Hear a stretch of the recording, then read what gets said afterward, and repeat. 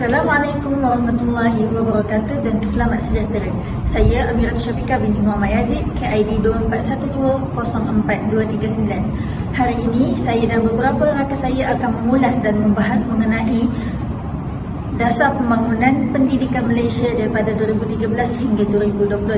Dalam pembangunan negara, pendidikan memainkan peranan yang sangat penting sebagai tulang belakang kepada kemajuan sosioekonomi dan pembangunan insan.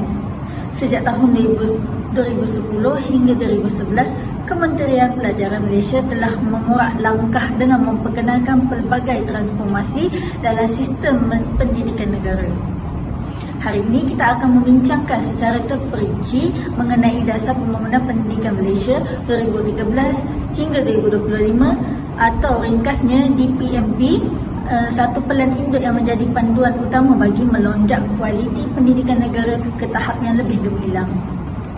Dasar ini dibangunkan dengan visi yang jelas, iaitu dengan melahirkan model insan kelas pertama yang berpengetahuan, berkemahiran tinggi, berakhlak mulia dan mampu bersaing di peringkat global. Untuk mencapai visi tersebut, DPMP menetapkan 6 aspirasi utama yang menjadi teras kepada segala usaha pembangunan pendidikan.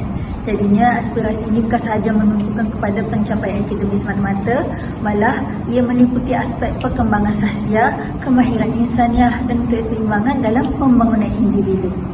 Objektifnya utamanya adalah untuk memastikan setiap murid menerima pendidikan yang berkualiti, saksama dan holistik, seterusnya melahirkan generasi yang seimbang daripada segi intelek, rohani, emosi dan jasmani selaras dengan falsafah pendidikan kebangsaan di Malaysia. Sebagai contohnya, penekanan terhadap aspek kemahiran insaniah seperti kemahiran berfikir secara kritis, kreatif berkomunikasi dan bekerja berpasukan kini diterapkan secara meluas dalam sukatan pelajaran dan aktiviti kokurikulum. Murid tidak lagi hanya belajar untuk menghafal fakta, tetapi dilatih untuk berfikir, menyelesaikan masalah dan berinteraksi secara efektif. Jadi ini jelas dilihat melalui pengenalan pendekatan pembelajaran berasaskan projek dan inquiry di dalam kelas. Seterusnya kita beralih kepada topik pembelajaran murid. Salah satu fokus utama dalam DPMP adalah penambahbaikan proses pengajaran dan pembelajaran di bilik belajar. Dasar ini menekankan perubahan paradigma daripada pembelajaran yang berpusatkan guru kepada pembelajaran yang berpusatkan murid. Ini bermaksud pendekatan pengajaran perlu lebih fleksibel, interaktif dan menarik minat murid. Guru bertindak sebagai fasilitator yang membimbing murid untuk menerangkan ilmu pengetahuan sendiri. Penekanan ini diberikan kepada penggunaan teknologi, pendidikan dan bahan bantu mengajar yang terkini bagi memudahkan pemahaman dan menjadikan proses pembelajaran itu lebih menyeronokkan. Jadinya, selain itu, aspek perbezaan pengajaran juga perlu ditekankan bagi memastikan setiap pelajar atau murid tanpa mengira tahap upayaan dapat mengikuti pembelajaran dengan lebih berkesan dan mencapai potensi maksimum mereka. Contohnya, penggunaan alat teknologi seperti komputer tablet, perisian pendidikan dan sumber digital dalam kelas membolehkan pelajar belajar secara visual dan interaktif. Selain itu, pelaksanaan aktiviti ini membincangkan perbincangan secara bulan, pembentangan dan eksperimen langsung, menggalakkan penyertaan aktif murid dan menjadikan mereka lebih bermotivasi dan memahami isi pelajaran dengan lebih mendalam berbanding kaedah syarahan tulisan semata-mata.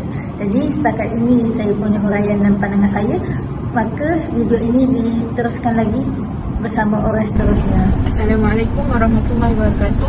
Nama saya Marisa Dania Farisha binti Abdul Aziz. Nombor kad matrik KID 24120423. Seterusnya, saya akan membentangkan mengenai pelaksanaan Plan Tindakan dalam Plan Pembangunan Pendidikan Malaysia PPM 2013 hingga 2025. Bagi memastikan matlamat pendidikan negara dapat dicapai, Kementerian Pendidikan Malaysia telah melaksanakan pelbagai inisiatif secara berperingkat melalui 3 gelombang pelaksanaan. Gelombang pertama memberi tumpuan kepada memperkukuh asas sistem pendidikan. Gelombang kedua, mempercepatkan penambahbaikan sistem, manakala gelombang ketiga bertujuan mencapai kecemerlangan pendidikan bertaraf antarabangsa. Antara tindakan yang dilaksanakan ialah meningkatkan kualiti guru melalui latihan profesional secara berterusan, memperkokohkan kepimpinan sekolah, memperluaskan penggunaan teknologi digital dalam proses pengajaran dan pembelajaran, serta menambah baik sistem pentaksiran agar lebih holistik. Pada pandangan saya, pelaksanaan plan tindakan ini telah membawa banyak perubahan positif kepada sistem pendidikan negara. Walau bagaimanapun, masih terdapat beberapa cabaran seperti jurang kemudahan ICT antara sekolah bandar dan luar bandar, beban tugas guru yang semakin meningkat, serta capaian internet di setengah kawasan terganggu. Oleh itu, penambahbaikan secara berterusan amat penting bagi memastikan setiap murid menerima pendidikan yang berkualiti. Sebagai penutup, Plan Pembangunan Pendidikan Malaysia 2013-2025 merupakan satu usaha penting bagi mentransformasikan sistem pendidikan negara.